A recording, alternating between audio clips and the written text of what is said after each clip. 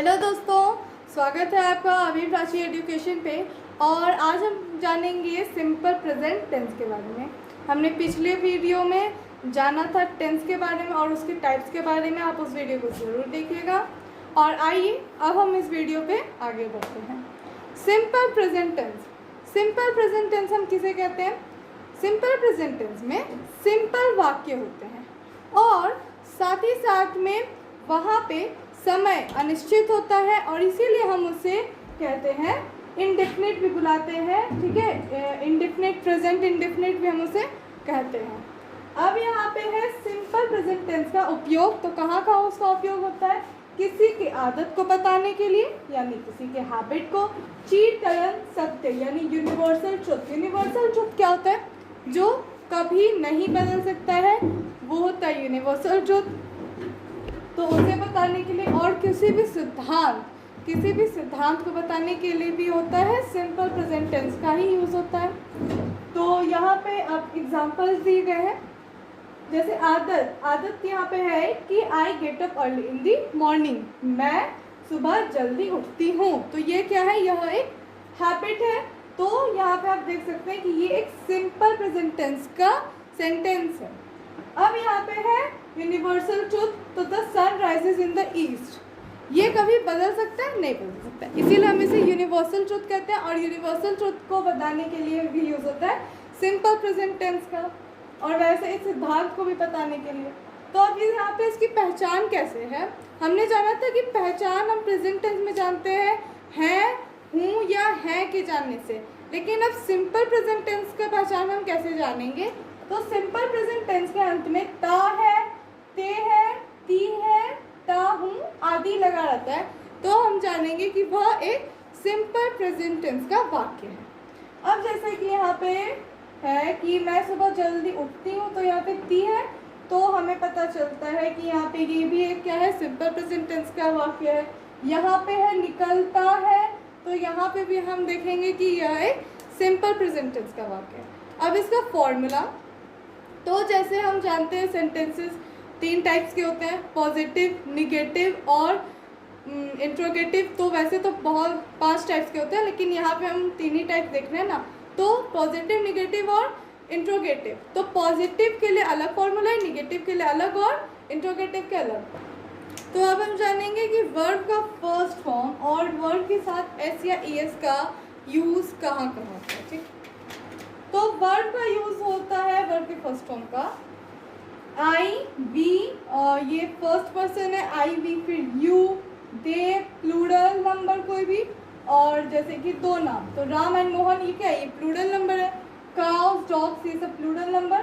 तो इन सब के साथ यूज होता है वर्ब का फर्स्ट फॉर्म। अब वर्ब के साथ एस या ईएस का यूज कहाँ होता है? ही, शी, इट, सिंगुलर नंबर कोई भी, और एक नाम जैसे कि राम, काउ, डॉग एटसेट्रा, इन सब के साथ यूज होता है ईएस। ठीक, इन सब के साथ यूज होता है ईएस। अब हम यहाँ पे क्या देखेंगे कि राम खेलता है, इसका होगा राम प्लेज। राम प्लेज होगा इसका। तो राम प्लेज में देखिए, राम क्या है? सिंगुलर नंबर है। अब सिंगुलर नंबर के साथ हमने क्या देखा? एस या ईएस का प्रयोग होता है। तो यहाँ पे हमने देखा राम क्या है? सिंगुलर नंबर, और इसके साथ जहाँ पे वर्ब है वहाँ पे लगा एस। क्यों? क्योंकि राम एक सिंगुलर नंबर है। अब वैसे ही हम लोग पढ़ते हैं, तो इसका होगा वी रीड। तो यहाँ पे हम क्या देखेंगे कि ये हम लोग वी क्या है? प्लूरल नंबर है।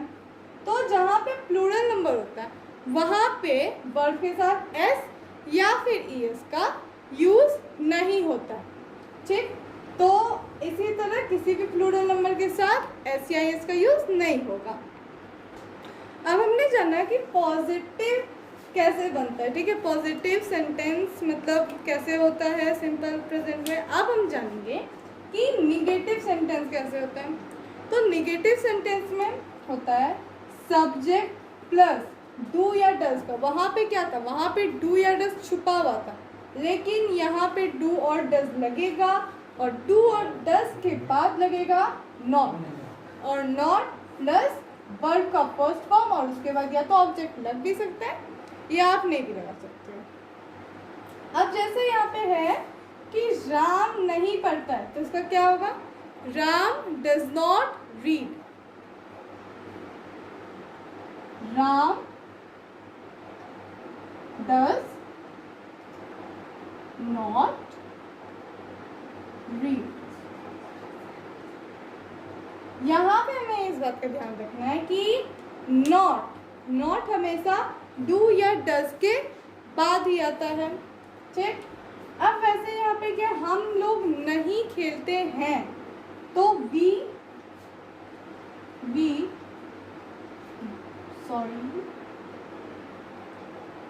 डू नॉट प्ले, ठीक। तो यहाँ पे हमने क्या देखा कि सिंगुलर, यहाँ पे क्या था, सिंगुलर नाम था, तो हमने यहाँ पे क्या लगा, डू, देखिए डू है और ईएस, तो ये क्या होगा, डज, तो यहाँ पे डू के साथ ईएस लगा, डज बन गया। और हम देख रहे थे पॉजिटिव में क्या कि वर्ब के साथ एस लगता था, लेकिन यहाँ पे डू के साथ ईएस लगता है और वहाँ पे वर्ब के साथ ईएस हट जाता है, जो कि हम पॉजिटिव में लगाते थे। अब वैसे यहाँ पे हम लोग नहीं खेलते तो यहाँ पे क्या है, वी डू नॉट प्ले। वहाँ पे हम देखते थे कि अगर प्लूरल फॉर्म होता है तो वहाँ पे एस का यूज़ नहीं होता है, तो वैसे यहाँ पे भी, यहाँ पे हम लोग डज नहीं यूज़ करके डू यूज़ करते हैं, मतलब वी प्लूरल है तो हम लोग उसके साथ यूज़ करते हैं डू और उसके बाद not, we do not play. अब क्वेश्चन सेंटेंस, तो अब हमने देखा पॉजिटिव का, फिर नेगेटिव का, और अब हम देखेंगे कि क्वेश्चन का कैसे होता है। तो क्वेश्चन में होता है कि पहले यहाँ पे लगता है डू या डज, उसके बाद सब्जेक्ट और फिर प्लस वर्ब का फर्स्ट फॉर्म और फिर ऑब्जेक्ट। तो जैसे क्या राम पढ़ता है तो यहाँ पे होगा does Ram read, does Ram read. तो डज राम रीड में भी हमने वही सेम चीज़ देखा कि राम एक सिंगुलर नाम है और यहाँ पे इसीलिए हमने ईएस लगा दिया बच्चों से। अब यहाँ पे क्या हम लोग करते हैं तो यहाँ पे होगा डू वी रीड। तो वही चीज़ हमने यहाँ पे भी देखा कि डू लगाया हमने, क्योंकि ये प्लूरल नाम है। अब हमने क्या यहाँ पे देखा कि हम यहाँ पे ये क्या है, हेल्पिंग वर्ब है, तो वहाँ पे हम क्या देखते थे पॉजिटिव सेंटेंस में कि वहाँ पे डू या डज छुपा रहता था, मतलब वहाँ हेल्पिंग वर्ब नहीं लगता था। जैसे कि I get up early in the morning है तो वहाँ पे हम देख रहे हैं कि वहाँ पे डू या डज नहीं लगा हुआ है और यहाँ पे डू और डज रहता भी नहीं है। लेकिन वहीं में निगेटिव सेंटेंसेस और क्वेश्चन सेंटेंसेस में डू या डज का यूज़ होता है, वहाँ पे हम लोग हेल्पिंग वर्ब का यूज़ करते हैं। अब हम यहाँ पे देखेंगे क्वेश्चन निगेटिव। हमने अभी पॉजिटिव क्वेश्चन देखा और अब हम यहाँ पे देखेंगे कि अगर निगेटिव क्वेश्चन रहा तो कैसे होगा। तो यहाँ पे है डू या does plus subject plus not plus verb का फर्स्ट फॉर्म और प्लस ऑब्जेक्ट। और यहाँ पे ऐसे भी आप कर सकते हैं, या एक और फॉर्मूला है जो कि है डोंट या डजंट प्लस सब्जेक्ट। तो अब हम यहाँ पे देखेंगे कि जब हम यहाँ पे मान लीजिए यहाँ पे हमने नॉट लगाया तो नॉट के बाद हमने क्या किया, नॉट को आगे ला दिया, ये डू और डज के साथ हो गया, तो ये डू बन जाता है डोंट और डज बन जाता है डजंट डू या doesn't plus subject plus verb का फर्स्ट फॉर्म और प्लस ऑब्जेक्ट हो जाता है। अब यहाँ पे है क्या राम नहीं खेलता है, तो यहाँ पे क्या होगा, यहाँ पे राम क्या है, राम है हमारा सिंगुलर नंबर, तो यहाँ पे हम लगाएंगे डज राम नॉट प्ले। और वहीं हम इसे दूसरी तरीके से भी बना सकते हैं, है ना, कि यहाँ पे हमने क्या किया, नॉट फॉर्म यहाँ पे आगे ला देंगे तो ये हो जाएगा डजेंट राम प्ले। तो आप यहाँ पे देख रहे हैं कि यहाँ पे आप दोनों तरीके से सेंटेंस बना सकते हैं। अब वैसे यहाँ पे है कि क्या हम लोग नहीं खेलते, तो यहाँ पे होगा do we not play, do we not play. और यहाँ पे हम वही दूसरी तरीके से बना सकते हैं कि डोंट, ठीक है, डोंट वी प्ले। तो यहाँ पे भी आप दोनों तरीकों से बना सकते हैं। अब हम लोग यहाँ पे देखेंगे कि क्वेश्चन वर्ड, ठीक है। तो यहाँ पे क्या है, क्वेश्चन वर्ड प्लस डू या does plus subject plus verb का फर्स्ट फॉर्म और प्लस ऑब्जेक्ट। तो यहाँ पे हम एग्जांपल से समझते हैं। तो राम कहाँ पढ़ता है, लेकिन क्वेश्चन वर्ड क्या क्या होते हैं, क्वेश्चन वर्ड होते हैं जैसे कि वेयर, ठीक है, वेयर, हाउ, फिर व्हाट। तो ऐसे होते हैं ना क्वेश्चन वर्ड्स, ये सब क्वेश्चन वर्ड्स होते हैं और इन्हें हम लगाकर बनाते हैं इन इंट्रोगेटिव सेंटेंसेस को। तो यहाँ पे राम कहाँ पढ़ता है, तो यहाँ पे होगा कि वेयर, यहाँ पे कहाँ के लिए होता है वेयर, तो वेयर डज राम, देखिए यहाँ पे क्या है, वेयर डज सब्जेक्ट, तो सब्जेक्ट में होगा राम और वर्ब का फर्स्ट फॉर्म, तो यहाँ पे होगा read, where does Ram read. अब यहाँ पे है कि हम लोग कब खेलते हैं, तो यहाँ पे होगा कि when, ठीक, यहाँ पे कब के लिए होता है when, तो when do